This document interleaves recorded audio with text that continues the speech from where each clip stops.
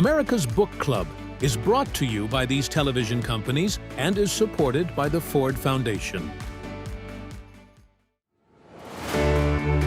From the nation's iconic libraries and institutions, America's Book Club takes you on a powerful journey of ideas, exploring the lives and inspiration of writers who have defined the country, in conversation with civic leader and author David Rubenstein.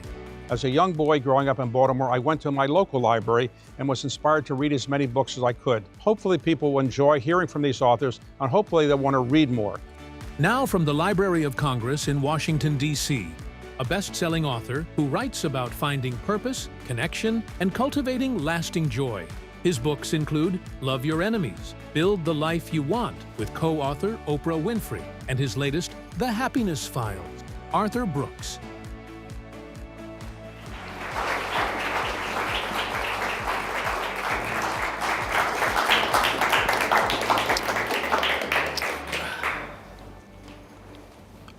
We're going to have a conversation with one of America's most dynamic intellects.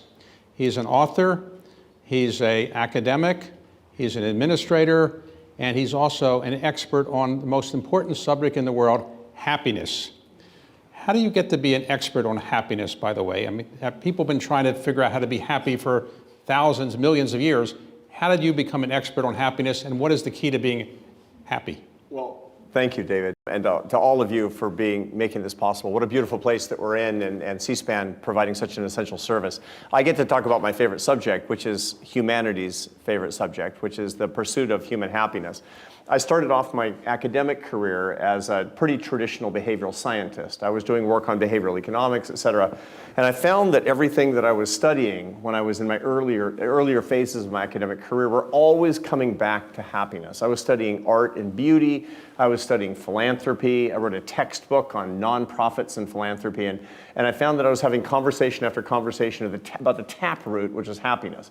I left to do something that was a little less happy. I was the president of a think tank here in Washington, D.C., which sounds really brainy, but there's actually not that much thinking in a tank when you're the president of a think tank.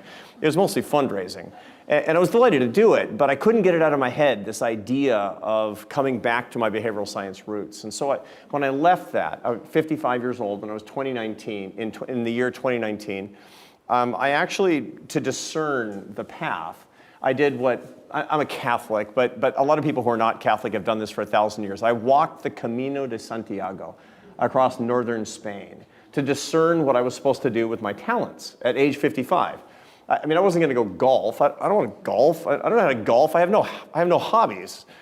And I wasn't going to run a new company, so I didn't know what to do. So I walked day after day after day across northern Spain. How long would that take? Well, I only did about the last 160 kilometers of it. I could have done up to 800 kilometers, but I was doing it with my wife, Esther, and she said no. So I did as much as she would put up with. Okay. And we prayed, and every day I asked for discernment. I asked for sort of enlightenment. And there's an old belief among Catholics that when you enter into Santiago de Compostela, which is this ancient, the medieval city in northern Spain, that you'll be granted what you seek, that you'll be in a state where truth can find you. And I entered the cathedral, and I realized that I wanted to spend the rest of my life lifting people up and bringing them together in bonds of happiness and love using science and ideas. And not long thereafter, the dean of the Harvard Kennedy School called me and offered me a position to do just that, and I'm privileged to be doing it at Harvard and elsewhere. You also teach at the Harvard Business School. Correct. Now, at the Harvard Business School, one of the most popular courses at the Harvard Business School, as I understand it, is your course on happiness. I would have thought making money would have been the more important course there, but why are so many business school students so enamored with the subject of happiness? By the second semester of the second year, they're taking all electives, and they're starting to figure out that maybe the world's idols don't actually hold out as much happiness as they have been led to believe. There's a myth that if you're incredibly successful in worldly terms, money, power, pleasure, fame, honor, that happiness will come for free. And that is incorrect. The truth of the matter is that if you shoot for happiness, and this is what I tell my students on the first day, you'll be successful enough. And there's one word there that makes them panic, which is enough. And so that's what we have to talk about. What does that actually mean in modern life? And so it's a popular class. I mean, there's 180 enrolled. There's, last I checked, 400 on the waiting list, and I hear there's an illegal Zoom link they think I'm not aware of. But the other professors at the Harvard Business School who are teaching finance and things like that, do they take your subject seriously? It's a good question. I would like to know, actually, but I think so, because I get a lot of my colleagues at HBS and at Harvard in general are reading the material, reading my columns in The Atlantic, and they talk an awful lot about this class. And really it is a business class, because the truth is that happiness is the business of life. We're not trying to accumulate as much in worldly resources. We're trying to figure out how to earn a fortune in love and happiness, and that's the startup of life itself. All right, so you started doing these columns for The Atlantic on happiness, and then you wrote a book on happiness. Right. And then you got a call out of the blue from somebody who'd been reading your columns on The Atlantic and said, I really like your columns. I'd like to do a book with you on happiness. Who was that? That was, well, she said it was Oprah Winfrey, and I didn't believe it. And she said, this is Oprah Winfrey. And I said, yeah, and this is Batman. And it turned out it was the voice. It was actually Oprah Winfrey, who'd been reading my columns all the way through the coronavirus epidemic, and then read a book that I wrote called From Strength to Strength on the first day and invited me to come on. She's she's a prodigious talent in books and, understanding. I mean, she reads, she interviewed me and was quoting verbatim from my own book to me as the author. It was an incredible experience. And we hit it off like a house on fire, like we'd grown up together practically. And she said, why don't we write a book together, which I will kind of host and introduce to America through the lens of the science that you propagate. And so what was it like writing a book with her? Did she know how to write well? Yeah, it was just a wonderful experience. I mean, she hosted the book insofar as that we cooked it up at her house. What's her house like? It's nice. It's a nice place. It's a nice place, yeah, in Montecito, California. And I got to know her. I got to know her, quite well. And here's the extraordinary thing. I mean, David, you and I are blessed to know a lot of very public people. And in American life, in public life and private life are not the same. Ordinarily, it's not the same kind of person because you have to have a persona in public. She's the same person. It's extraordinary. If we're having lunch together around her table in Montecito by ourselves talking about a writing project, or if we're on tour and we're in front of on a stage in front of thousands of people in New York, she's the same person. And I finally figured out why that is. And it's actually one of the reasons that she's quite a happy person.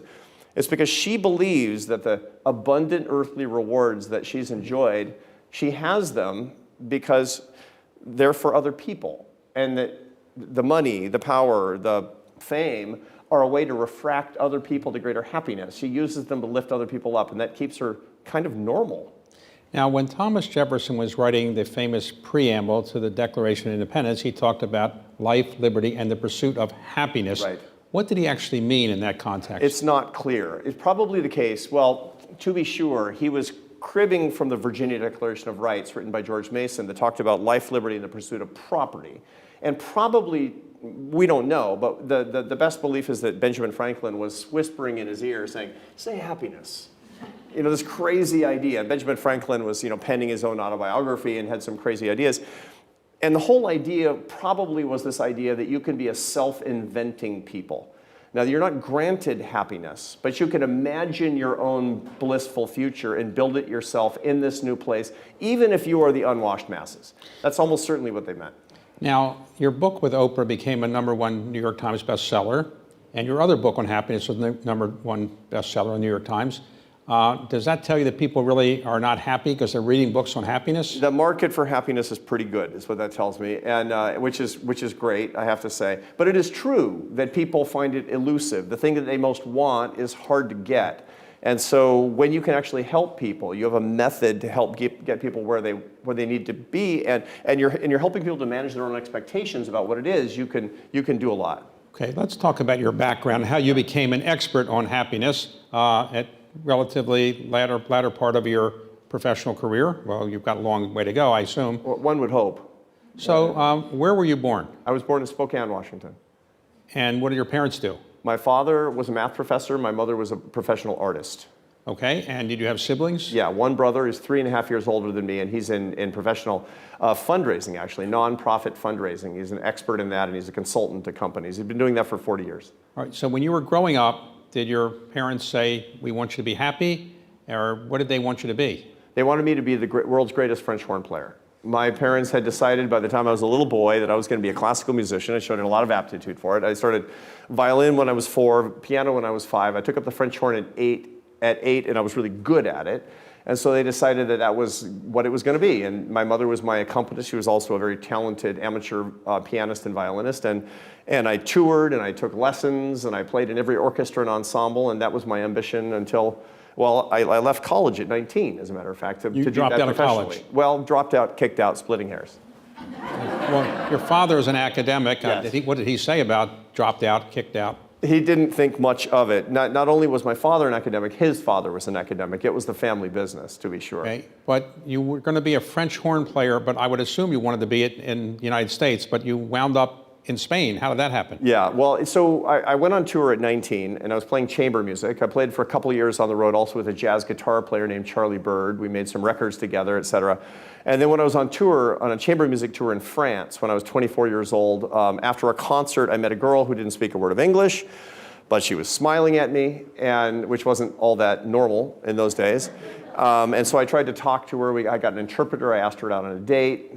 We went on a couple of dates. I went home from France, where I was studying. I had learned that she was actually from Barcelona, Spain. She was not French. I told my dad I've met the girl I was going to marry. He said, terrific, let's meet her. And I said, I have problems with that. I mean, doesn't speak a word of English. She doesn't live in the United States, and she has no clue that we're going to get married yet. He says, well, good luck with that. And so I quit my job. I was living in New York at the time, playing with this chamber music ensemble. I found a job in the Barcelona City Orchestra, and I moved to Spain and started working on my Spanish. And 2 years later, I closed the deal, and we're celebrating our 34th wedding anniversary next month. Wow. Yeah. So what did her parents think about somebody coming from the United States, didn't speak Spanish, and wanted to pursue their daughter? A starving artist at that. And with, by the way, David, beautiful hair I had in those days. I had a prodigious head of hair at the time. They didn't think much of it, but what are you going to do, I guess, was kind of how they thought of it. And once again, in Barcelona, they don't think much of Americans to begin with. All right, so how many years were you performing in Barcelona? Full-time for 3 years. 3 years. And I've been living off and on for the last 35 in Barcelona. All right, so you decided to come back to the United States and actually get a college degree? Yeah. So I actually started studying by correspondence when I was in the Barcelona Orchestra, because I was figuring out that this was probably not the path of supporting my family forever. Also, I kind of wanted to do something else with my brain by my late 20s. And so I started studying by correspondence. We moved back to the States together. My wife didn't speak English yet. She took a minimum wage job. I took a job teaching the French horn and studying at night, and got my bachelor's degree and then my master's degree without telling Where'd you get your bachelor's degree from? From Thomas Edison State University in Trenton, New Jersey, which is an adult learning alternative, mostly by correspondence. And your master's degree? Florida Atlantic University. I did that in person at night while I was teaching the French horn by day. And then you decided to get a PhD as well? Yeah, well, at that point, I realized I was N for a penny, N for a pound. I quit the French horn and started my PhD.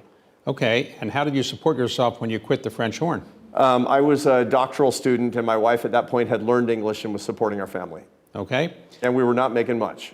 All right, and so you got your PhD at Rand. I started at Cornell, actually, in the economic and theory program, did my core coursework, then I moved to the Rand Corporation, where I had a job doing military operations research, doing theater-level combat modeling for the Air Force during the day so I could support myself and my doctorate at the same graduate school. And ultimately, you went to Syracuse. Then I graduated. I taught 3 years at Georgia State University, and then I transferred up to Syracuse University, which is a good public policy program. All right, so at Maxwell School. Uh-huh. And how many years were you teaching there? 3 years at Georgia State, 7 years at Syracuse. And if you grow up in Barcelona, the weather's pretty good, yeah, relatively speaking. Syracuse, not quite as good. What did your wife think of that? All I can say is my wife truly loves me. Okay. Okay, so along the way, I assume you had some children? Yeah, we had 3 children. We had our first 2 children, and then we adopted our third while we were in Syracuse. Okay, and what are your children doing now? So my oldest is working for a defense contractor in Northern Virginia. He's doing large language models and software design. Happy, he's married. His wife is expecting their second child. He's 27. My middle son is living down the street in Leesburg, Virginia as well, has 2 children. at this point. He's a Marine sniper, although he's no longer active duty, and he's working for a big construction company. And my baby, our baby Marina, that we adopted when we were in Syracuse, is now a second lieutenant in the Marine Corps at Quantico, Virginia. Of 2 or 3 children in the Marine Corps? Two Marines. Okay, so you're at Syracuse, and then somebody comes calling saying that in a think tank in Washington called AEI, Right. American Enterprise Institute, Correct. they're looking for somebody who can be the head of that, but you had no fundraising experience. Why would they pick you? Well, they had a failed search for the presidency. One of the troubles with a lot of nonprofit organizations is it seems like the best possible job, but it's hard to find a chief executive. And so they had a failed search, and they were kind of out of time. I think the last words uttered by the board of directors of AEI before offering me the job was, what the hell? All right, so how many years did you do that? 11.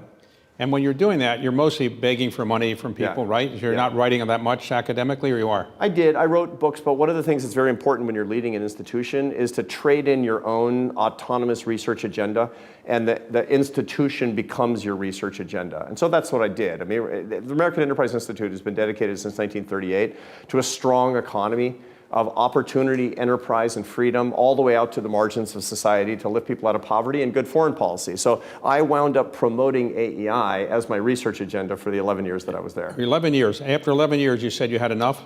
I was spent. And the other thing that's, I have been looking at leadership, teaching at business schools off and on during my career. And one of the things that I wrote about was the tenure of the most successful social enterprise leader. I wrote a textbook on social entrepreneurship for, while I was at Syracuse. And one of the things that I found was that the most successful leaders in nonprofits, they have 5 years to build their vision, and then 5 years to instantiate their vision. And if they stay longer than 10, they're usually overstaying their welcome.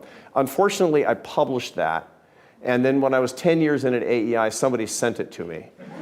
And so I didn't know quite what to do. Now, the chairman of my board when I was at AEI was your partner, Dan Daniela. He was a visionary chairman of the board. And at Carlisle, everybody knows at Carlisle, you guys have hired and promoted and fired and rewarded hundreds and hundreds of great and not so great CEOs. So I went to Dan, one of my great friends. I said, Dan, I'm going to have to leave, but I don't know when. How do I leave? And he thought about it, and he said, well, there's 2 ways to leave as a CEO. I said, well, tell me. He says, you can leave before you're ready, or you can leave on somebody else's terms. You choose.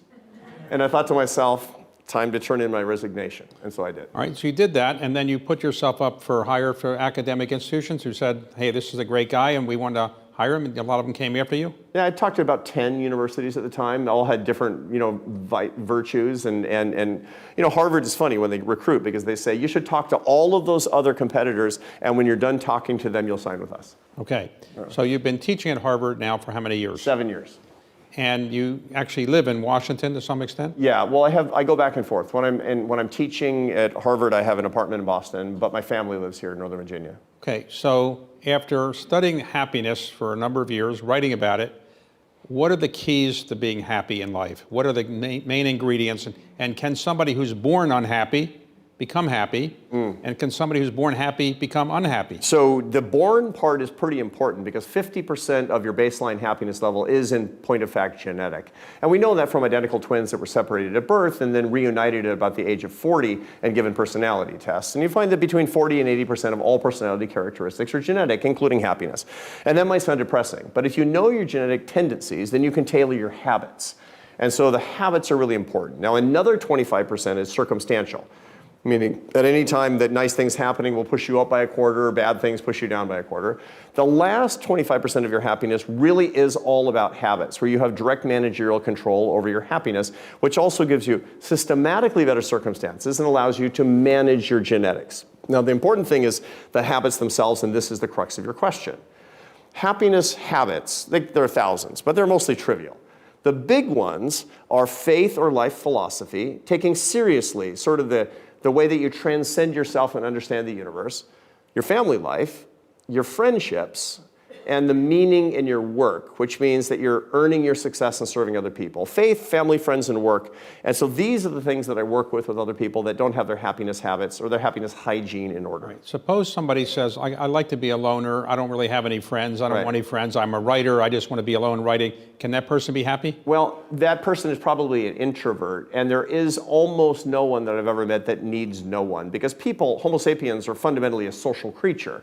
We're built to be around other people. Now, some people are built to be around 1 or 2 people, and some people they want a lot of fresh meat, and so they want to be around 10 or 20 or 30 or 50 people. But the truth of the matter is that there's almost nobody who's normal who's a loner. Right. Friendship is one. What's the second? Well, is family life. Family life. Now, suppose you never get married and you just don't have any relations, your parents are gone, and you have no children. Can you be happy? Yes, and this actually comes from the Harvard Study of Adult Development, which is a 90-year longitudinal study from Harvard graduates, but then matched up with people who didn't go to college. And it looks at what they've done over the course of their lives and whether or not they wound up in their 80s and 90s as happy and healthy people. What they find is that the happiest people are well married or have close friendships. And so it turns out that marriage isn't key and family isn't key, but having very, very intimate relationships with other people is key. And interestingly, I work a lot with strivers, with really hard-charging, very successful people. And they always say, oh, I know a lot of people. I have a Rolodex full of friends. And I say, real friends or deal friends? And there's a big difference between the two. Because well, let's suppose you're somebody who has a lot of cousins and a lot of brothers and sisters, but you don't like any of them. Right, yeah. You like to be happy then? Yeah. No, absolutely, but what you need is to have people who truly are close to you. And so people who are family-like in your friend group, to be sure. And the apex of both family and friendship is a good marriage. Because your spouse is somebody you adopt as kin, and the happiest marriages after 5 years are also best friends. How many of your friends have happy marriages? Of my friends, I have no friends. I'm kidding. So most, a lot. And part of the reason is because I'm a practicing Catholic. And so Catholics, they have a tendency to not get divorced and put a lot of juice into the marriage itself. So what's the key to having a happy marriage? The key to having a happy marriage is understanding actually how marriage works. And this is the most popular unit of the class that I teach at Harvard. They would keep me the entire semester on the unit called Falling in Love and Staying in Love, because it's baffling to average 28-year-olds in America today. How do you fall in love? How do you stay in love? And so I walk them through the neurochemical cascade of what's happening in their brains when they're falling in love, and then talk to them about what the actual goal is 5 years into their relationship, which nobody tells them. Now, that's a really important thing. And to cut to the chase, the answer is not passionate love, but what we call in my business companionate love.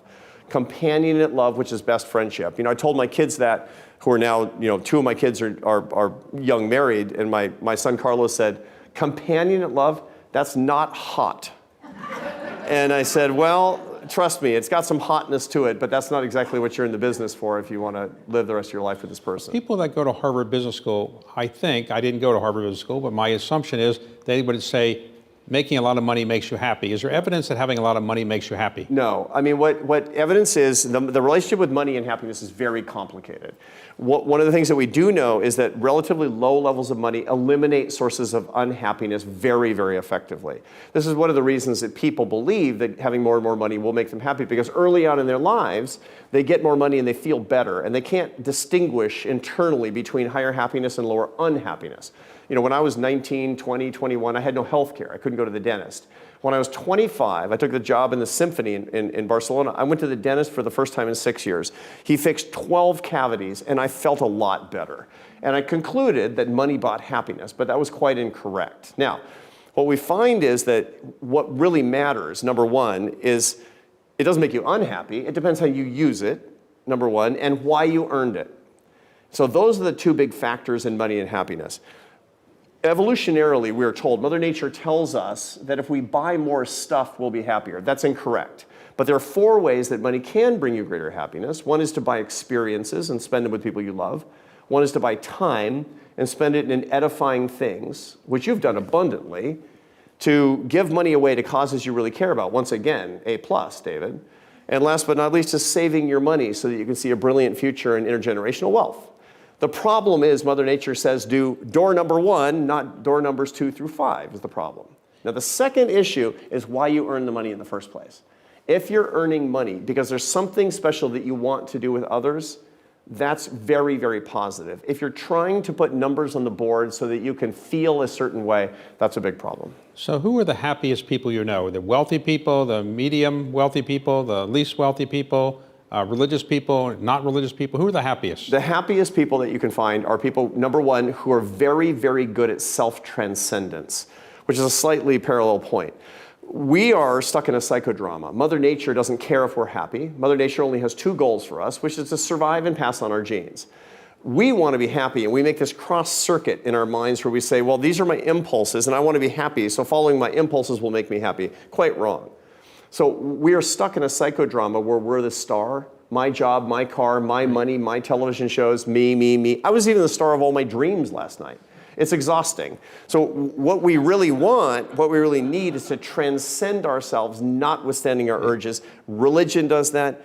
Charitable activity does that. Close friendship actually does that. And these are the happiest people. Now, there are surveys of happy countries from time to time, Right. and I think very often Denmark is number one, Finland number two, things Right. like that. Why are they so much happier there than we are? So those surveys don't hold water to begin with. And part of the reason is because you can't sum across people's happiness and find out how happy a country is. The second reason is that the way that they survey this is by going to 1,000 people in each country and saying, how much do you like your life? As if we wouldn't answer the questions in different ways in different languages with different cultures. So I don't put any stock in that. It's interesting because, you know, my grandparents were Danish immigrants. They left for a reason. It was probably a pretty happy country then. They left because they were orphans with a first grade education of the wrong religion, and they started a farm in South Dakota and made a life. They were prototypical Americans. Americans are different, and that's how we've self-sorted into a different set of priorities. Who are happier, men or women? That's a good question, and that's changing over time. Traditionally, women. And you know, I've looked at that across all different ways over time. You know, you look at single women were traditionally happier than single men. Married women were happier than married men. Widowed women were way happier than widowed men. If their husband was rich. Well, I know. Well, I told my wife that, and she said, "Huh." And the only group of women that were traditionally less happy than married men were divorced women. And part of the reason is because it had the intervening characteristic of taking care of children. But this is changing, David. So you find that over the past 3 decades that women and men have been converging down to the lower level of happiness of men. And now we find single women, particularly in their 30s, are the unhappiest group in American society. Who's the happiest group in American society? Married religious women. Okay, suppose you're not religious, can you be very happy? Yes, absolutely. And that's really a question of getting to the transcendence that we talked about before, taking your philosophical life and your charitable life very, very seriously. Then you get more or less the same happiness benefits. I'm not going to say what the metaphysics are, but certainly the happiness benefits. Were you a happy child? It's a good question. More or less, I have to say, but probably not more than average and perhaps a little less. And where would you put yourself on the happiness scale now? So I have studied that extensively because I make my students take a battery of happiness tests that are that have a lot of construct validity. They're very, very well validated. And so I take the tests every 6 months myself. And when I started teaching happiness, I was at about the 10th percentile in happiness across the adult population, which is pretty bad. That means, for those who are keeping track, if you remember the SATs, 90% of the population was happier than me. Well, that's just not good enough. By the way, I know everybody in America who teaches happiness. It's always the same. They study it for a reason. It's not research, it's me-search. And so I started working and formulating these ideas and actually eating my own cooking, you know, looking at my own research, and my own happiness has risen by 60% over the past 6.5 years. You're going to get it higher now? It's going up. All I can say is I like the trajectory. I like the angle. Okay, so talk about your typical day. Yeah. You get up, you sleep late? No, I never sleep late. I never get up I get up before dawn every day. What's the advantage of getting up before dawn? So there's an ancient Sanskrit theory, Vedic theory, which the words in Sanskrit are the Brahma Muhurta, which means the creator's time. And there was this theory said that 2 muhurtas, which is 2 48-minute periods, an hour and 36 minutes before dawn, that has magical properties. It turns out that neuroscience has largely validated the idea that if you get up before dawn and witness the dawn, it has very, very strong neurophysiological properties. It enhances focus, life satisfaction, memory, and creativity. And so if you're getting up after dawn, you're already behind. All right, so what do you do after you get up early? You go back to sleep ever, or you stay up? No. I get up at 4:30. At 4:45, I have a gym in my house, and I work out very hard every day for 60 minutes because it's well validated in the neuroscience literature that strong exercise is the single best way to manage negative affect. So my problem with well-being is not low happiness. It's actually higher unhappiness. These are largely governed by opposite hemispheres of the brain. And I have to manage my negative affect and do so very early in the morning. And so I exercise very hard every day. What about thinking about exercising? Would that help any? Well, it turns out, yeah. Because I do that every day. I'm always thinking about it. It's like, I really should do that. It turns out that, it sort of depends if you get satisfaction from guilt per se, David. Okay. Yeah. So after you exercise, what do you do the rest of the day typically? Then I'm usually finishing up at about 5:45. I get cleaned up, I get in the car, my wife and I, we go to Catholic Mass. We attend Mass every day when I'm home. And when I'm on the road, usually I'm staying in a place where, the nice thing about being a Catholic, it's like Starbucks. It's the franchise system. And so the service is the same in almost every place and it's available. So I start which, by the way, you can also get through meditation practices, but it's one of the best ways that I know because it's also well validated that this is the best way to start to gather the dopamine in the prefrontal cortex of the brain for greater creativity and life satisfaction. Some of my friends tell me they meditate a couple of times a day. Do Right. you think meditation makes you happier? Yes, it absolutely does. It's well validated. And doing it first thing in the morning after exercise, before taking any nutrition, and especially before taking any caffeine is important. What about eating? Does eating make you happier? Yeah, well, it sort of does, and it depends on what you eat and when you eat. So when I come back from Mass, the first thing that I do is I drink coffee. We call that self-administration of a psychostimulant because that's just how we talk. That's how we get tenure in my business. And so I drink the coffee. I've been drinking very dark roast Starbucks coffee since I was a child, having grown up, born in Spokane, but growing up in Seattle. This was this was the culture. And then I eat a very high bolus of protein, a very high protein meal, which is good if it has a lot of tryptophan, because that once again is good for bringing dopamine into the prefrontal cortex and giving creativity. Look, I need 4 hours of pure creativity to be a writer, and everything is setting me up for 4 hours of uninterrupted focus. Okay. When do you go to sleep? I go to sleep about 9 o'clock. Now I'm married to a Spaniard. That's tricky. Spaniards like to start eating around midnight or something insane, and so that's been a lot of retraining. But it's also, I've done a lot of research into chronotypes, and a lot of people who think they're night owls actually are not. For years and years as a French horn player, I thought I was a night owl and never saw the sun rise, and it turns out I was just a musician who drank too much.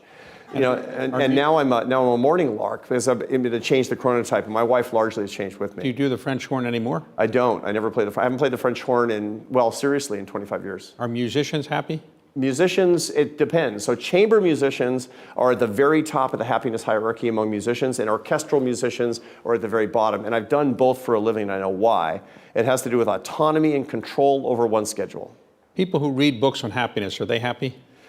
People who are reading books on happiness, generally speaking, it's a self-selection bias. They're reading the books for a reason, which probably means they need happiness more than others. My wife would never read a book on happiness, not even mine, I guess. And the reason for it is that she's in the top decile for happiness naturally. So today you've mastered happiness, right, and that's an area of your expertise. Are you thinking about mastering another area? Or you're going to stick with happiness for a while? Well, happiness never ends. So I write a weekly column in The Atlantic called How to Build a Life. That's about the different aspects of the science of happiness. And I'm 265 columns in, and the topics are unbelievably easy to find. I mean, I get questions from people. I get hundreds of people who are contacting me about different facets of their life. And I could go in terms of the quality of life and how to build a really good life. I could do it for the rest of my life. And that was my Camino de Santiago resolution, was to lift people up and bring them together in bonds of happiness and love. So your new book is a book on happiness. Right. It's your columns. And is that a New York Times bestseller yet? Yeah, so far, yeah. We're very, very lucky that the readers have put it on the New York Times bestseller list. And you think social media is making people happier or not happier? Much unhappier, dreadfully unhappier. It's one of the three great hurricanes, downward forces and unhappiness that have that have actually hurt young adults in my lifetime. The others being political polarization and the isolation that came from the coronavirus epidemic. As people age, do they get happier or less happy? So that's a good question. And my students don't know. On the first day of class, I ask them to think. You know, I said their average age 28, my MBA students. I say, imagine yourself in 10 years, you're 38. And they say, oh, that's really old. And I say, just wait. And I say, happy or unhappier? And they all choose happier. Well, you know, 5% say unhappier, but that's like the French students. You know, they're in the back smoking cigarettes or something. But happier, and I say, why? And they think all these good things are going to happen, and they are. And then I say, okay, 48 happier or unhappier? And they say a little happier because more of the same. Then I say 78. And I say, I don't want that. And I say, why not? And they can't tell me. When you're 28, it just doesn't sound like fun to be 78. So I say, okay, young friends, you're saying that your happiness is going to rise and rise and rise and rise and max out and then start back down again. And then I show them the data on millions of people around the world. And it's all the same no matter where you go. Sub-Saharan Africa, the Indian subcontinent, North America, every place. Right. And what happens is, and traditionally this has been the case for many years, that people actually decline in their self-evaluation of happiness day to day from their early 20s until the early 50s. And the reason is not because they're actually unhappier. It means they're enjoying their lives less because life is really stressful during that period. But they're banking a lot of meaning in their lives. That comes in their early 50s until about 70. Almost everybody gets happier from their early 50s until 70. And then the population breaks up into two groups. Half of the population keeps getting happier after 70, and the other half of the population starts back down. So I want to help them make the decisions in their 20s and 30s and 50s and 60s that will get them on the upper branch when they're old. Okay, let's suppose I'm an average person. I read your book. I want to be happy, but I don't know if I digested your book completely. Let's suppose I came to see you. What would you recommend that an average person, average unhappy, average happy person, what should I do? 3 or 4 things I could do to make myself happier. Well, to begin with, I would take an inventory to find out where your greatest challenge is. Number one, I'd give you a test to find out whether happiness is your problem, if you have a problem, or unhappiness is your problem. And this is called the affect test that I give to a lot of the people that I'm working with, a lot of the executives and to all of my students, for example. Half of the population is above average in negative affect intensity, which is to say that they have intense negative moods. Now, moods are a limbic phenomenon. They're a physiological phenomenon. Moods and emotions, they exist to give you alerts about the outside world. You need positive and negative emotions, but half of the population is above average in the intensity of the negative emotions. Most of them think they need to be happier. They actually need to be less unhappy. And so that will give me strategy with respect to what's going on with you. The second thing that I'm going to do is to find out where your greatest challenge is. Now, the definition of happiness is it's not a feeling. That's a mistake that people make. The definition of, and feelings, by the way, are evidence of happiness, like the smell of the turkey is evidence of your Thanksgiving dinner. Real happiness has the macronutrients. You know, the Thanksgiving dinner is protein, carbohydrates, and fat. Happiness has the 3 macronutrients of enjoyment, satisfaction, and meaning. And I would start digging in with you to find out where your greatest challenge is. I know a lot of very successful people that have enormous amounts of satisfaction, which is the joy you get from accomplishments after delayed gratification. They're pretty good with meaning. They have a good sense of the meaning of their lives, but they've never really come around to enjoying their lives. And so I'll have to work on a strategy for that. Others are really good at enjoyment, but they're not so good at meaning. So I'm going to find out where the weaknesses actually lie, and I'm going to put together a strategy that actually exploits that. Right. So everyone can't get a hold of you and come to see you. Yep. So many people would go see a psychiatrist, Right. I presume, if they want to be happier. Right.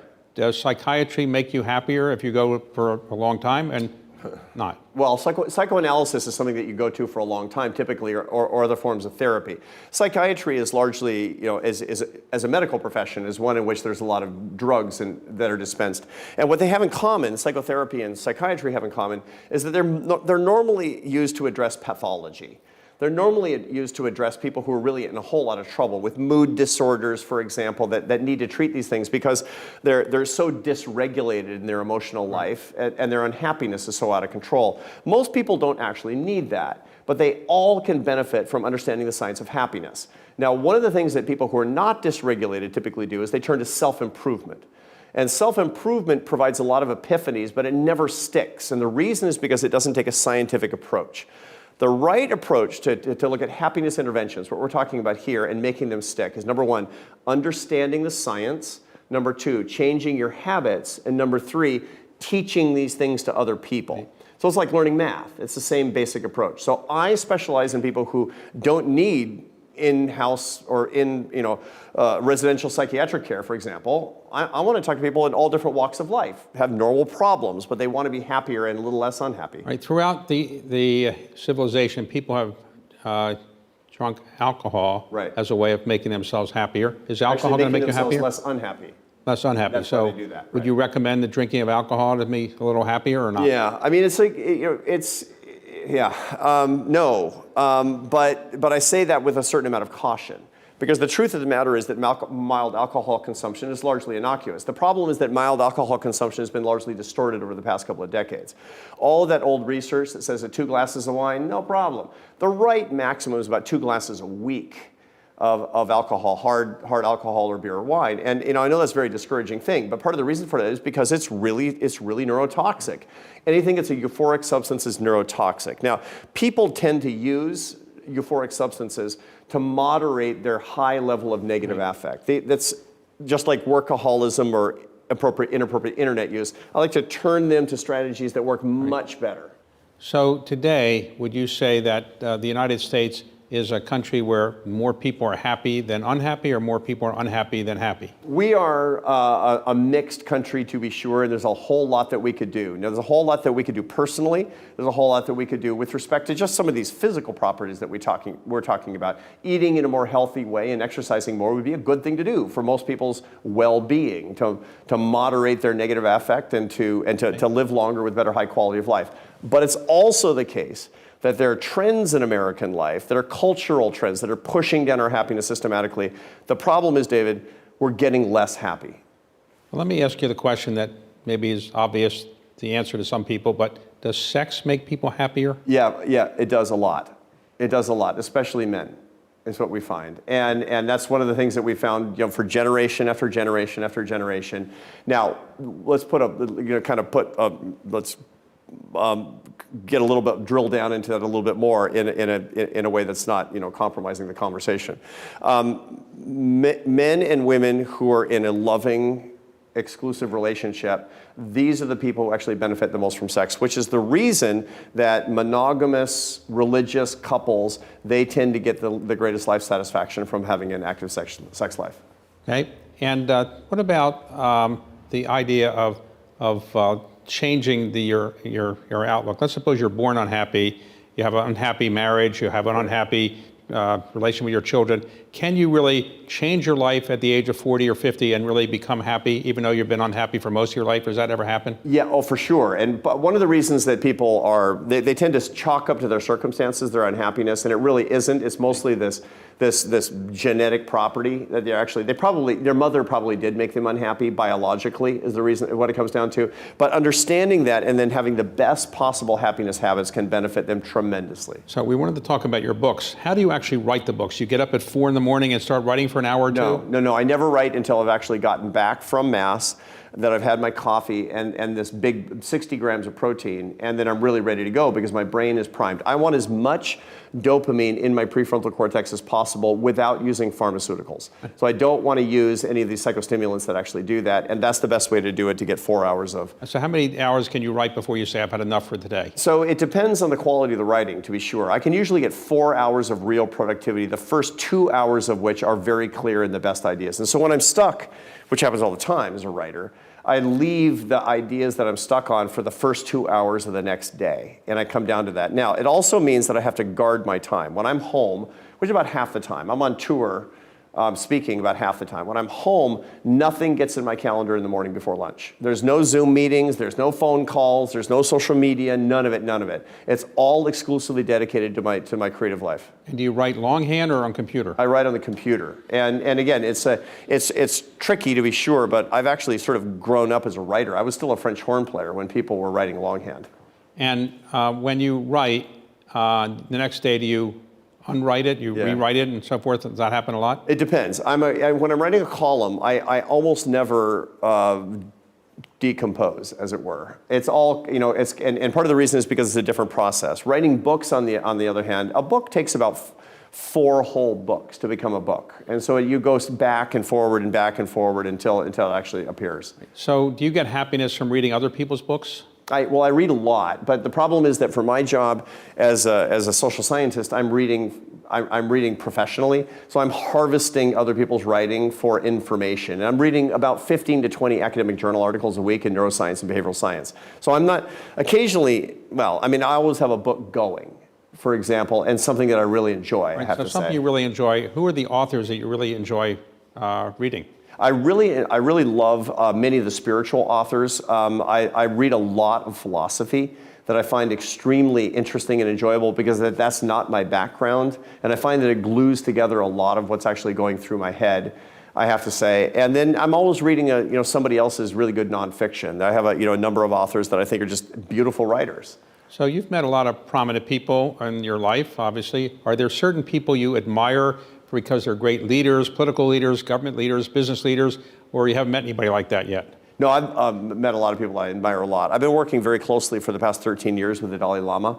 And the Dalai Lama, I mean, it's a great religious leader. It turns out that he's an incredibly inspirational human being as well, who every time you see him, I mean, he's the most respected religious figure in the world. And I see him every year, once or twice every year. I go to his home in Dharamsala in the Himalayan foothills. Is it easy to get there? What's that? Is it easy to get to his house? Well, yeah, I mean, it takes some doing. It takes a couple of flights, to be sure, and some of the flights are scary. But once you get there and you drive up the mountain, and once you get there, and every time I see him, it's as if he's seeing an old friend, and he's just blissful to see an old friend, and just that, with the sincerity that brings. And then, of course, the conversations that we have are really life-changing. And so that's been a relationship that's modeled a lot of what I'm trying to do. And then there are other public figures. Oprah Winfrey, I talked about her before. George W. Bush, a mutual friend of ours. What a wonderful man he is. I mean, I just love him. And you ever met any private equity people you really like? Yeah, it's like, there's... Not yet. Yeah, it's Rubenstein, Daniello, and Conway are just the absolute best. Right. Okay. Yeah. So as you look back on your life, you've had an incredible life. You must be pretty happy. Did your parents live to see your success? My parents died pretty early, I have to say, and it was not the best. I mean, my father died when he was 66, so 5 years older than I am right now.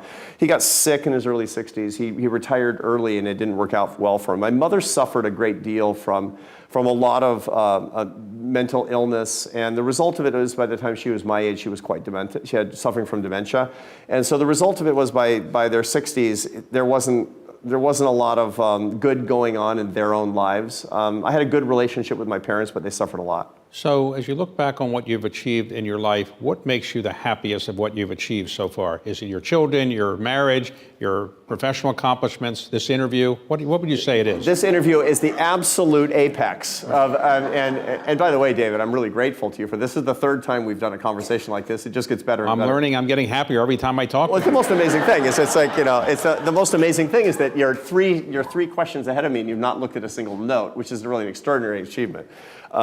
So the things that have made me happy really have nothing to do with achievements, and they have everything to do with love. The loves that I have in my life, the love that I have, the relationship that I have with the Creator, my family life, which has turned out to be so unbelievably satisfying. The fact that I live with one of my children and his spouse and their children, and the others are just up the street, and we've made a resolution to have a close family, not in a compound, but to be together. And I'm very close to my grandchildren at this point. I have 3. I'll have 4 by next month. I have a few very, very close friends that I really, and some in private equity too, by the way. And these are the most wonderful people that I've ever met.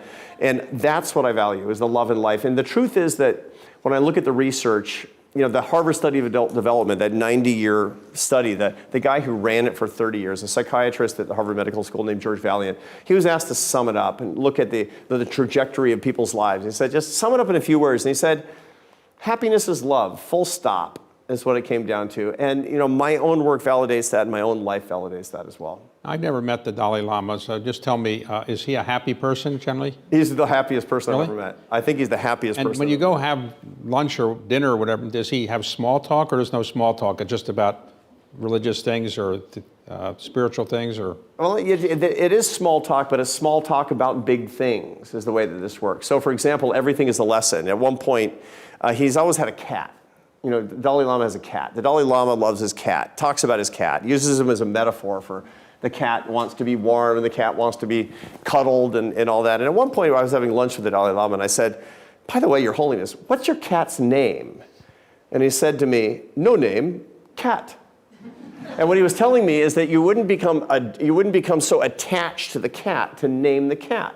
The whole problem is the whole priority of this is to love the cat, notwithstanding your attachment to the animal. And then he gave me a little lesson on that. And so that's the kind of small talk that we have. So you obviously believe as a Catholic in, I guess, an afterlife in heaven, I assume. Yeah, for sure. So you expect you'll get into heaven? Well, I'm doing my best. That's all I can say. I'm still a Catholic, meaning I'm not so sure. It's really? Yeah. But when you go to confession, you don't have anything to confess because you've led a great life, right? Oh my goodness, there's always something to confess. Oh, really? Yeah, there's always something to confess. Oh, okay. Yeah. So today, if you were to ask your wife about your happiness expertise, would she say he's really not as expert on happiness as he should be, or I shouldn't have married him, or whatever? What would your wife say about all this? So sometimes my wife says, when I'm doing something that's clearly contrary to what the research would suggest, do you read your books? She'll ask me, and part of the reason is her nice, very, the Spaniards, their humor is kind of on the nose, and she's telling me that it's time for me to pay attention to what I'm actually doing. And the trouble with it is that I'm very, very driven. And I'm driven to do more and driven to do more. And I know you can relate to this, David. More. I want more life. I want more experiences. I want to see more things. I want to do more things. And she's quite correct that that is not the secret of the happiest life. That isn't. Life has a cadence to it. And life requires that you slow down, that you experience things. And this is one of the things that we experienced when we were on the Camino, when we were walking the Camino de Santiago, where it's just walking all day long. Hundreds of miles you're walking. And we would stop and we would look at a little flower open up. And I never see that in my ordinary life because I'm trying to do something that's too audacious for that. And so the result of it is that I have to put my life into the hands of my beloved. And she will take me to look at the flower open at eventide. So would it surprise you that there may be some people watching who would say, I don't really like people that talk about happiness because I'm not happy. And he's so happy, it makes me feel unhappy that somebody could be so happy. Yeah, no, I understand that. And so I assure them that it's a real struggle for me. And one of the things that's actually important in my research is to be quite authentic about the fact that it has been a struggle for me. And I'm actually naturally less happy than most people who are reading my research. That's why I do the research. That's why I'm a selfish man. I want to dedicate this to other people, but I want to find the secret for myself as well. Now, on his epitaph, Thomas Jefferson famously listed 3 things, including being the founder of the University of Virginia, author of Declaration of Independence, and so forth. On your tombstone, eventually, maybe 50 years from now, what would you want to have written there? Yeah. The Master of Happiness, or I died happy, or what would you like? He lifted people up and brought them together in bonds of happiness and love to do the will of the Lord. And do you ever let your children be interviewed about your happiness? I don't even let my kids Google me, for Pete's sake. I mean, it's like, there be dragons, David. All right, so do you ever lose your temper? You're a happy person. Yeah. Do you ever lose your temper and start cursing, and maybe not around the Dalai Lama, but around somebody? You ever get mad at something and just say, I can't stand this? Well, I lose my patience, to be sure, but I have to say that one of the greatest things about being associated with the movement on happiness and having people buy my books and recognize me wherever I am in public, occasionally while I'm in public, is that being a jerk is really off-brand.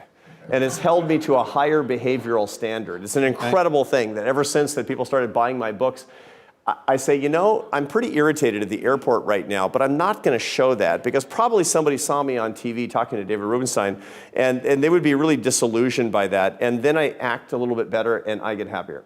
You get happy when people come with you for selfies or autographs, or you don't like that? That's the greatest thing ever. Are you kidding? I feel so lucky that I could actually be associated with happiness in this world. I feel so grateful for that every day.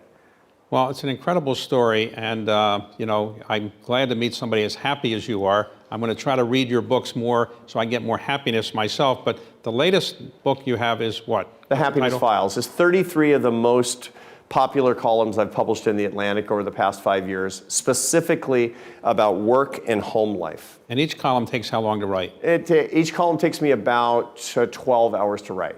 And when you write books on happiness or columns, you turn them in. Does anybody bother to edit you, or they say, "Look, he's an expert on happiness, no point in editing"? Oh, they edit the daylights out of me. I have a wonderful my Penguin Random House portfolio is my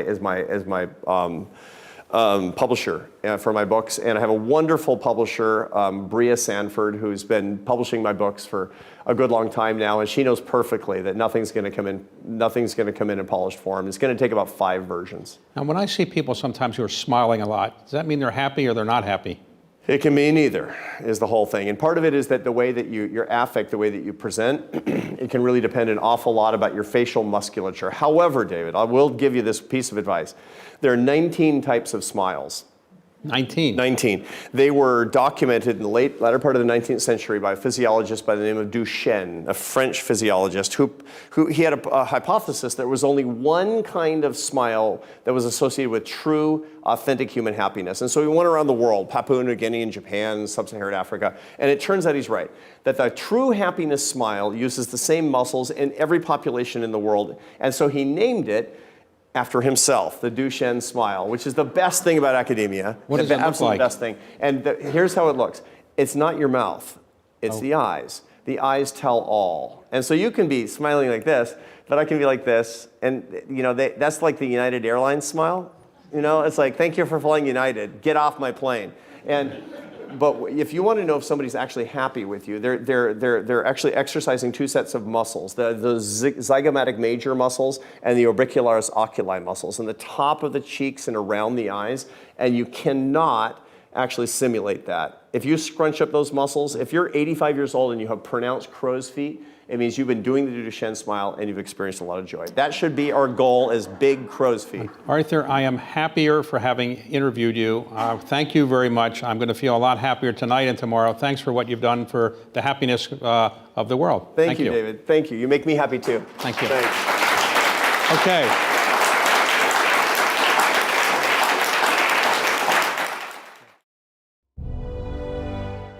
Arthur Brooks and David Rubenstein viewed artifacts from the Library of Congress's archive. All right, well, we'll start down here. And we're going in chronological order from the manuscript division. And the first item is future President James A. Garfield's diary from 1853. And this was a period where he was courting his future wife, Lucretia, but trying to determine whether their different temperaments and personalities would make him happy. And he actually says that whether she has the warmth of nature that I need to make me happy, because they came from very different families in terms of showing affection, and he was very outgoing and she was very reserved. And ultimately he decided to go ahead and marry her, but they had a very rocky courtship and a rocky marriage because of that different temperament. They had an unhappy marriage. For a while. It actually has a happy ending because a few crises in their relationship meant that he started to appreciate her calm nature and her ability to forgive.